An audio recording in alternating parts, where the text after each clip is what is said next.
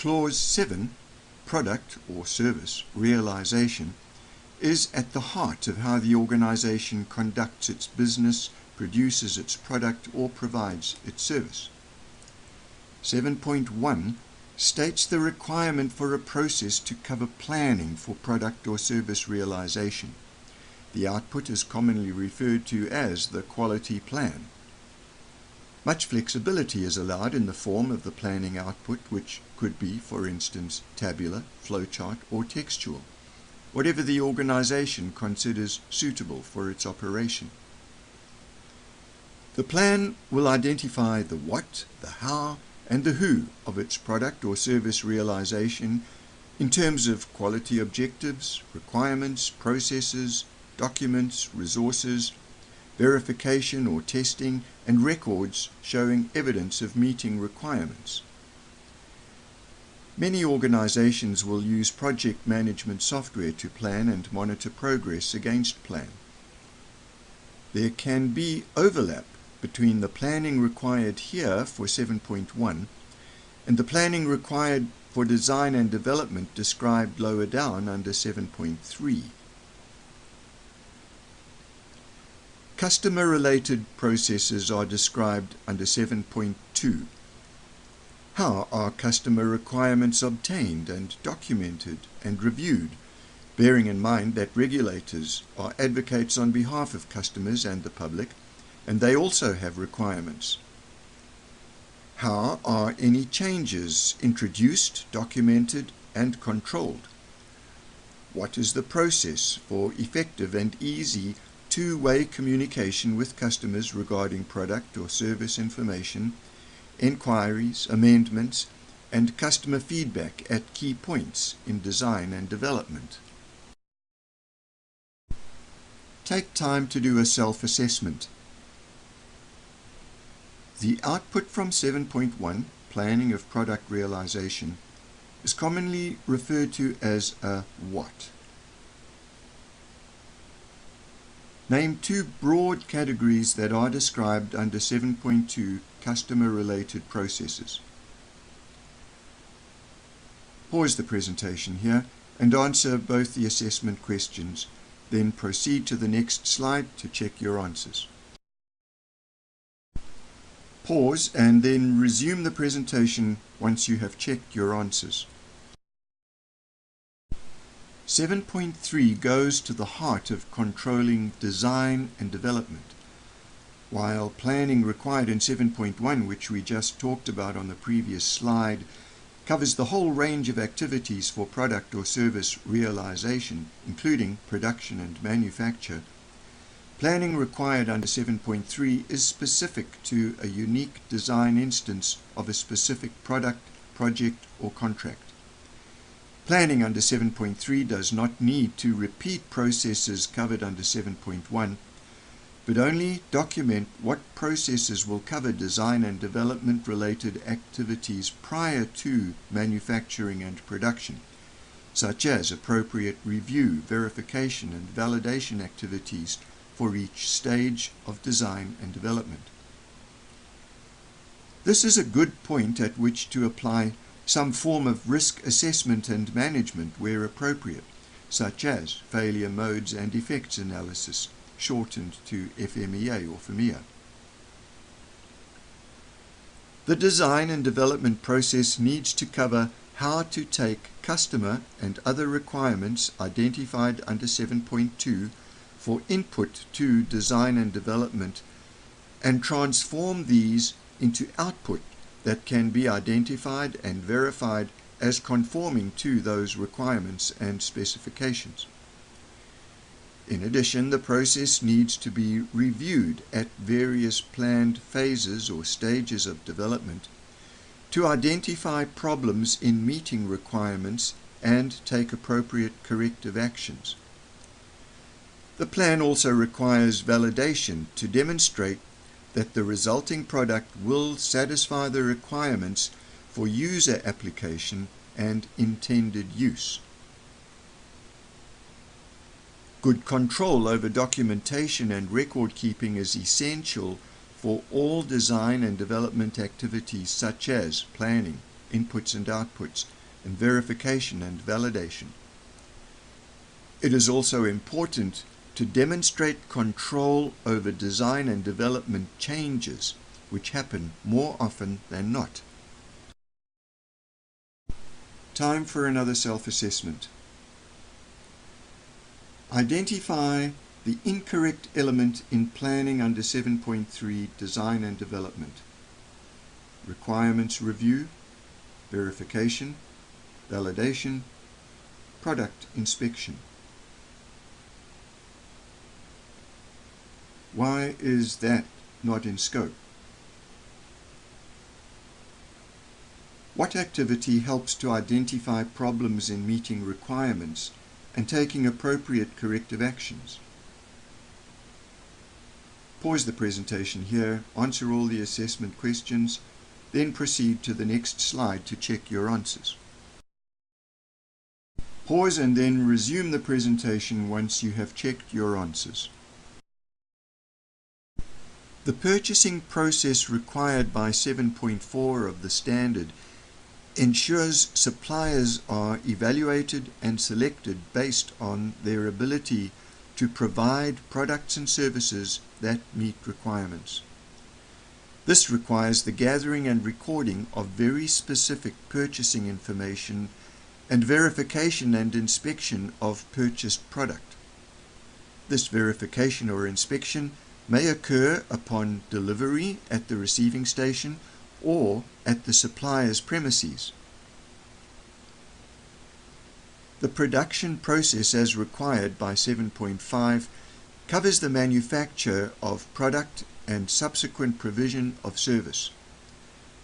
This requires that production be carried out under controlled conditions according to a production plan, including, for instance, the use of equipment predetermined as suitable and reliable and subject to monitoring or measurement if applicable. There shall also be planned appropriate activities governing product release and delivery and post-delivery service. Sometimes it is not possible to adequately or reliably verify production output by, say, monitoring or measurement without destroying the product. In such cases, the production process needs to be validated for its ability to achieve planned results prior to commencement of production. There may also be a need for periodic revalidation. 7.5 requires the proper care of customer property while under the control of the organization. Customer property may include intellectual property and personal data. Finally, this clause also requires that product be uniquely identified and traced where this is appropriate. This may be done in various ways, including configuration management. This also helps with the requirement for product to be preserved in a good state of conformance in its whole and in its parts throughout the stages of processing through to final delivery. As regards the control of monitoring and measuring equipment, calibration can be done internally or by a supplied service. If this is done by a service supplier, it shall be done according to the purchasing process in 7.4. If your company does its own calibration internally, then this needs to be done following a procedure in accordance with clause 7.6. This requires good record keeping, which will almost certainly be reviewed by auditors. Take time to do a self-assessment.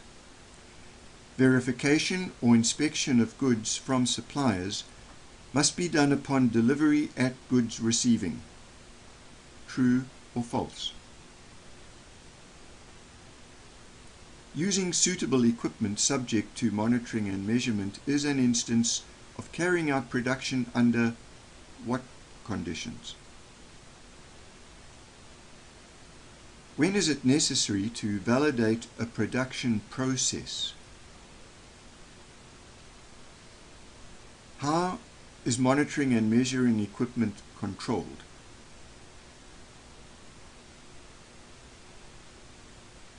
Pause the presentation here and answer all the assessment questions, then proceed to the next slide to check your answers. Pause and then resume the presentation once you have checked your answers. The last of the main clauses is 8, Measurement, Analysis and Improvement. 8.1 explains the purpose of this clause: to demonstrate acceptability of product, determine that the QMS has been documented and implemented in conformity to the standard, and to continually improve the efficiency and effectiveness of the QMS. 8.2 tells us what has to be monitored and measured at a minimum. Firstly, customer satisfaction. The standard requires that the methods for doing this need to be determined. Then there have to be internal audits conducted at planned intervals to confirm whether the QMS conforms to the standard in its documentation and implementation. Thirdly, the processes making up the quality management system have to be monitored and, if possible, measured to check whether they are in fact effective in achieving what they were set up to do. Finally, the product itself shall be monitored and measured to verify that it conforms to all requirements. Records must be maintained for all monitoring and measurement done under 8.2. Take time to do the self-assessment. The purpose of measurement and analysis is threefold. Can you name all three? The standard requires which methods to be used to monitor or measure customer perception? Pause the presentation here and answer the assessment questions, then proceed to the next slide to check your answers. Pause and then resume the presentation once you've checked your answers. According to clause 8.3, a documented procedure must be established for controlling and dealing with non-conforming product. The first obligation regarding non-conforming product is to identify it as such and prevent its unintended delivery or use. There are various ways that the standard permits for dealing with non-conforming product. If it is reworked or repaired as a correction, it must be re-verified to demonstrate conformity. 8.4 requires data from various sources to be collated, analyzed and trended for the purpose of improving customer satisfaction, supplier performance, product quality and process effectiveness, as well as identify opportunities for improvement and preventive action. Take time to do the self-assessment. What is the first obligation regarding non-conforming product? What are some of the purposes for analyzing data according to 8.4 of the standard? Pause the presentation, answer the assessment questions, then proceed to the next slide to check your answers. Pause and then resume the presentation once you have checked your answers. 8.5 makes clear that continual improvement of the effectiveness of the QMS is not an option but a requirement. 8.5 also requires the establishment of a documented procedure to handle corrective actions which seek to eliminate the causes of non-conformities which have occurred, and preventive actions which seek to eliminate the causes of potential non-conformities which have not yet occurred but for which one or more root causes have been identified. Corrective action should not be confused with a simple correction, which addresses a non-conformity without dealing with the root cause. Take time to do the last self-assessment. Provide a definition or description for each of the following: correction, corrective action, preventive action. Pause the presentation and answer the assessment questions before proceeding to the next slide to check your answers. Pause and then resume the presentation once you have checked your answers. This concludes the course on Essentials of ISO 9001-2008. If you have questions or wish to follow up in any way, contact the author and presenter, Terry McCann, at the email address on this slide, terry.mccann@tcmc-qms.ca.